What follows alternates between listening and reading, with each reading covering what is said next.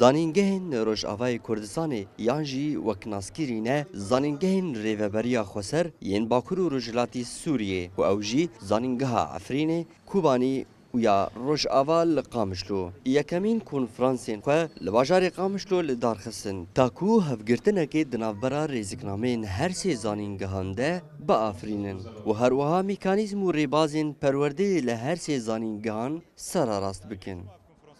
یک جا آرمانجا گو هفگرتنک دنابرا رزقنامه هر سه زانگه ها دواره چکرن دو بلگه اکوار آوا کرن گوش بو زانگه نو د حرم روجالات و باکر سوریه دوارن آوا کرن لگور و رزقنامه و فلسفه اف زانگه نو وارن آوا کرن زیادتر گو ام پرسکریکن گو دهندر هر سه زانگه ها دادر کتنه گو ام بچه آوایی بگینن خالن هبش دنابرا وان هر سه زانگه هن و ببه بلگه و سپینویسک ج زانگه هن گو نو وارن آوا کرن هر چقاس تو دانپêdaneke navdewletî birêbazên xwendinê yên Rêveberiya Xweser nehatiye kirin, lê lê dibistanên Rojavayê Kurdistanê û Bakurê Sûriyê prosesa xwendinê bi awakî fermî li her sê qonaxên seretayî navîn û herî dawî qonaxa amedeyî jî birêve diçe li gel zanîngehan.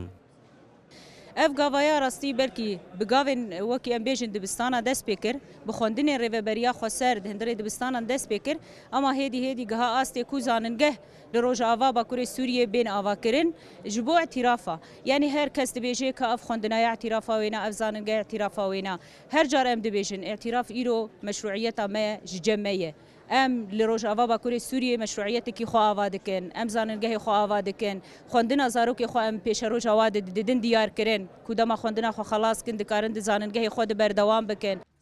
Ezmûna sîstema perwerdeya Rêveberiya Xweser ku bi her sê zimanên Kurdî, Erebî û Suryanî li dibistanan bi rêve diçe ezmûneke nû ye û temenê wê tenê 3 salin. Berûva jî astengî û zehmetiyan 3 zanîngeh li Rojavayê Kurdistanê vebûn û nêzî 1800 şagirtî li wan dixwînin. Hêviya Rêveberiya Xweser jî ew e ku di pêşerojê de danpêdaneke navdewletî birêbazên wan yên xwendinê bêkirin. Candar Şernexî, Kurdistan TV, Qamişlo.